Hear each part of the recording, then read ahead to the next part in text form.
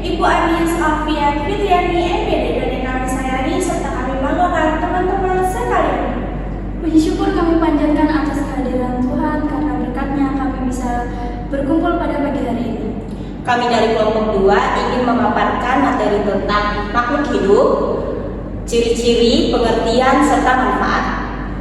Baik, sebelum kita masuk materi, kita akan memperkenalkan diri. Saya sendiri Friska Maishun dan ada dua rekan saya Noviana Surstiawati. Saya Tresya Lidanti Kupasang. Selamat menonton. Yang pertama, kalian tahu gak sih apa itu makhluk hidup? Jadi makhluk hidup itu bagian yang tak terpisahkan dari kehidupan di bumi seperti manusia, hewan, dan tumbuhan, serta makhluk hidup lainnya saling bergantungan dan memiliki peran penting dalam menjaga keadaan lingkungan sekitar. Dengan mempelajari makhluk hidup, kita bisa tahu bagaimana cirinya, manfaatnya, dan bagaimana cara menjaganya tetap ada. Selain itu, perusakan lingkungan bisa membuat jumlah makhluk hidup berkurang. Jadi kita harus bantu menjaga dan menjaga keberadaannya. Next, kita masuk di pengertian makhluk hidup. Jadi, makhluk hidup adalah sesuatu yang mampu melakukan berbagai kegiatan seperti bernapas, tumbuh, berkembang, serta berkembang biak. Contohnya manusia, hewan, tumbuhan, dan ada mikroorganisme, yaitu makhluk hidup yang berukuran sangat kecil. Next, masuk di ciri-ciri makhluk hidup. Yang pertama, bernafas. Seperti manusia, mengambil oksigen untuk menghasilkan energi.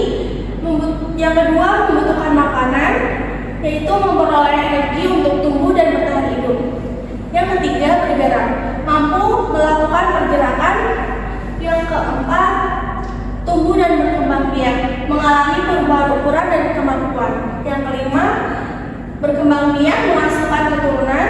Yang keenam, peka terhadap rangsangan, yaitu mampu merespon perubahan lingkungan. Yang ketujuh, beradaptasi, menyesuaikan diri dengan lingkungannya. Saya akan lanjut materi yaitu kualifikasi makhluk hidup. Kualifikasi makhluk hidup. Makhluk hidup dikelompokkan berdasarkan dua, yaitu perbedaan dan persamaan ciri agar mudah dipahami. Mari kita simak. Di sini ada 5 kelompok makhluk hidup. Yang pertama, monera, contohnya seperti bakteri. Yang kedua, protista, organisme seperti amoeba, paramecium, dan alga. Yang ketiga yaitu fungi, sekelompok jamur yang tidak bisa membuat makanannya sendiri.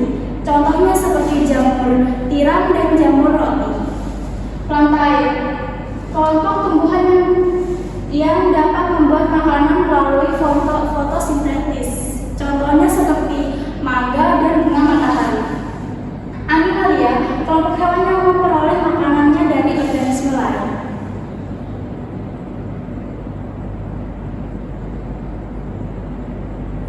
Kebutuhan makhluk hidup. Kebutuhan makhluk hidup agar dapat bertahan dan menjalankan proses kehidupannya. Setiap makhluk hidup membutuhkan beberapa hal yang penting, yaitu 1. Udara, air, cahaya matahari, dan tempat tinggal. Selanjutnya, ini hubungan antara makhluk hidup. Makhluk hidup saling membutuhkan satu sama lain agar bisa bertahan hidup. Semua makhluk hidup saling bergantungan satu sama lain.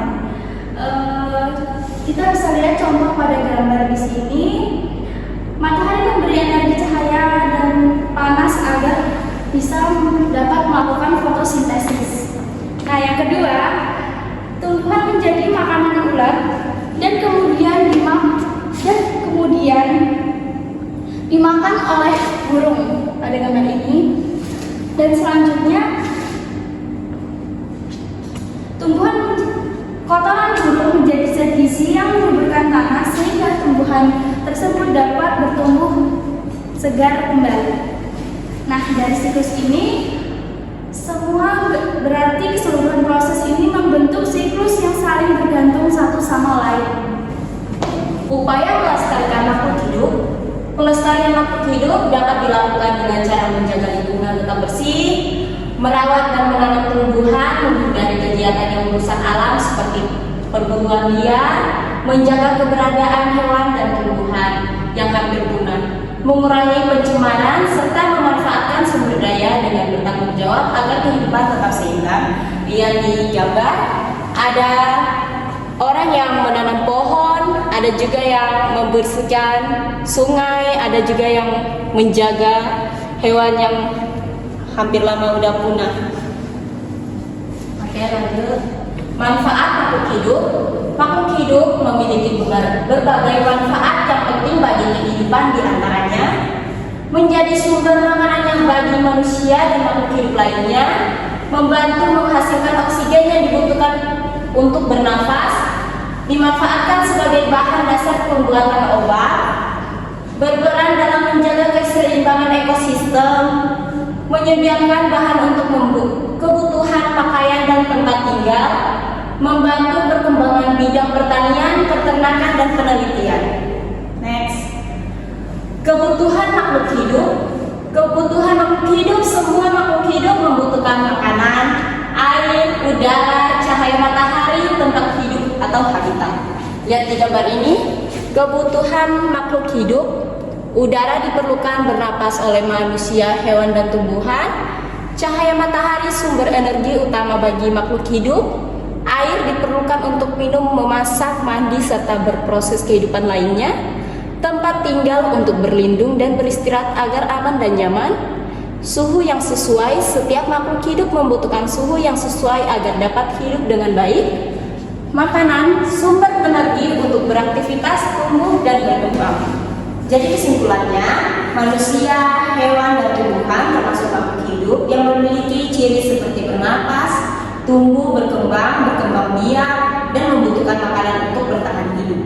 Ketiganya saling membutuhkan dan mempunyai peran masing-masing dalam menjaga keseimbangan alam.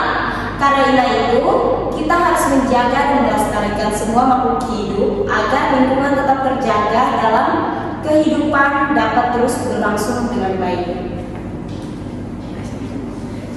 Baik, jika ada pertanyaan atau saran yang mungkin kalian mau sampaikan, kalian bisa komentar di video kami. Jangan lupa like, subscribe, dan share video kami. Sekian atas perhatiannya. Wassalamualaikum warahmatullahi wabarakatuh.